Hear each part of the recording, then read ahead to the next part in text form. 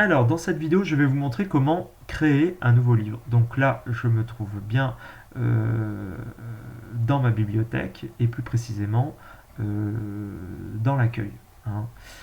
Donc pour créer un nouveau livre, je clique ici, nouveau livre, et là, je peux choisir la forme de livre. Donc les trois formes de livres qui se trouvent dans la rangée du haut vont plus convenir pour des contes, des histoires, des romans, des documents interactif, avec des images, du son. Euh, alors que les trois formes de livres du bas vont plus que correspondre pour des créations de bandes dessinées. Donc moi je vais choisir cette forme-là. Donc là, je découvre la couverture du livre qui n'est pas encore remplie, la page 2 sur 3, la page 3 sur 3. On peut ajouter des pages en allant ici, en cliquant sur le plus. Pour pouvoir orienter mes pages, les organiser, supprimer les pages, je vais dans Pages. Et là, en effet, j'ai créé 5 pages, donc c'est peut-être un peu trop. Donc je vais cliquer sur Supprimer. Voilà, je vais vous montrer avec 2 pages seulement, hein. Voilà, hop, j'ai donc les 2 pages qui sont là, et une fois qu'il y aura du contenu, je pourrai même organiser les pages. Donc là pour l'instant je laisse comme ça. Je vais euh, cliquer ici sur retour, et donc là j'accède à ma couverture. Alors pour pouvoir mettre un arrière-plan, je vais dans I de inspecteur, et là différents arrière-plans me sont proposés. Alors des arrière-plans avec des couleurs unies, des arrière-plans qu'on utilisera peut-être davantage pour les bandes dessinées avec des effets plutôt comics, euh, des arrière-plans avec des bordures. Alors là, je vais choisir plutôt celui-ci, hein. Il y a même un, je ne sais pas si vous le voyez vous, mais il y a un effet même dégradé, hein. Donc c'est un arrière-plan plutôt assez intéressant. Donc là, je vais rajouter un titre à ma couverture. Je vais lui donner un texte, un titre. Donc je vais l'appeler présentation de livre. Voilà, alors je peux mettre en gras mon texte, je peux le souligner, je peux le mettre en italique. Je vais même pouvoir ajouter des liens et aussi dicter mes textes, hein. C'est une fonction aussi utilisable avec Book Creator. Donc là, je fais terminer. Donc vous voyez, là pour l'instant, le titre est plutôt assez simple. Alors si je laisse le titre comme ça, oui, je fais terminer. Si je le laisse comme ça, bon, bah, je peux aussi l'agrandir, le réduire. Je peux aussi changer sa police en allant dans I, tout en m'assurant que l'élément est bien, qu'on a bien cliqué sur l'élément. Donc là, je peux choisir son alignement, je peux choisir donc sa police. Alors, je vais choisir celle-ci. Je peut-être mettre. Alors, pour augmenter le, justement, parce que je cherchais en fait à augmenter le titre, justement, je reste sur le I de l'inspecteur, et ensuite je voilà, je peux augmenter le livre parce que là il était trop petit en fait. Voilà, hop. Donc je peux aussi choisir un effet ombre à mon titre pour mettre en valeur le titre. Je peux choisir la couleur, alors je vais mettre rouge, voilà, hop. Alors ça c'est pour la couverture. Alors la page 2, bah, on refait la même chose. Je choisis le même arrière-plan que la couverture, sinon ça manque de cohérence. Et là, dans le petit plus d'ajouter un élément, je vais maintenant vous montrer la fonction importer une image. Donc là, je vais importer une image.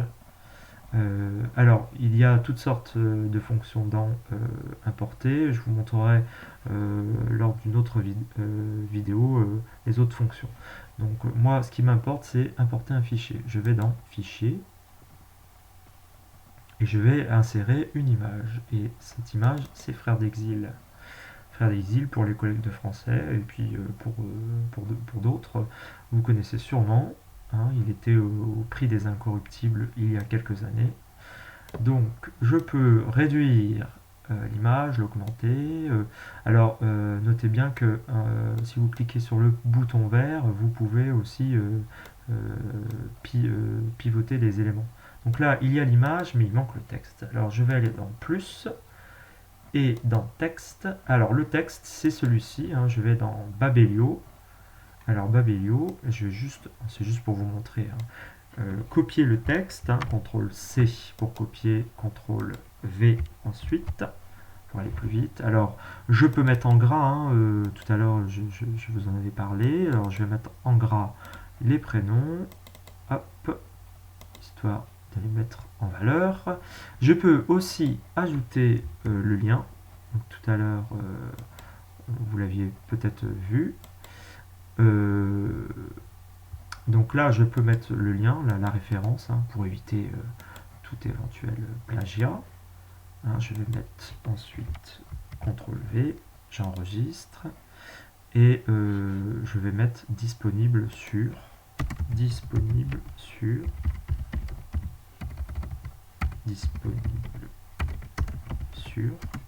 deux petits points, hop, et je fais terminer. Alors là, le texte est un peu trop grand, donc je vais voilà, le réduire comme ça. Donc je peux aussi changer la police en m'assurant que voilà que l'élément est bien sélectionné. Donc je vais pour cela sur I et je peux changer la police. Je vais essayer de garder le même. Alors voilà. Je peux peut-être un petit peu augmenter le texte. Alors peut-être pas trop parce que sinon... Voilà, donc là j'ai augmenté le texte.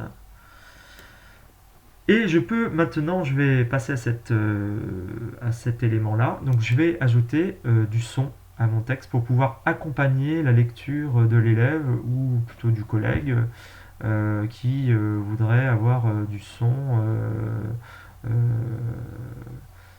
qui accompagnerait le texte. Alors je vais dans la fonction, je clique sur la fonction enregistrer, commencer l'enregistrement. Alors il faut se tenir prêt.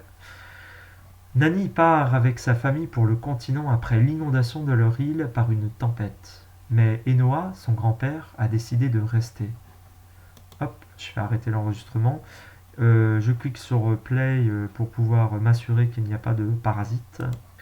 Nani part avec sa famille pour le continent après l'inondation de leur île par une tempête. Mais Enoa, son grand-père, a décidé de rester.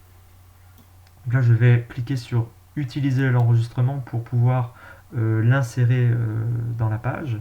Et donc là, mon son est inséré. Et si l'élève veut écouter, ou mon collègue ou d'autres personnes veulent écouter, veut écouter le ce que j'ai ce que j'ai écrit, je clique ici. Nani part avec sa famille pour le continent après l'inondation de leur île par une... Voilà, donc là c'est une fonction qui est plutôt très intéressante dans Book Creator, hein.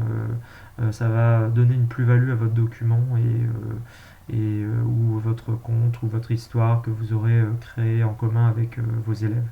Donc c'est vraiment très très intéressant. Donc là je vais revenir un peu en arrière pour vous montrer maintenant comment créer une bande dessinée. Je vais explorer un peu plus de certaines fonctionnalités dans Book Creator. Nous y reviendrons dans la vidéo suivante. Donc je fais précédent dans mes livres. Je peux donner un titre en allant ici. Je peux l'appeler tout simplement présentation de livre. Alors voilà, oui, il a retenu le titre que je lui avais déjà donné. Donc là, pour pouvoir créer un nouveau livre, je vais dans plus nouveau livre. Et là, je peux choisir une forme de livre, et nous y reviendrons. En tout cas, ce sera pour la prochaine vidéo.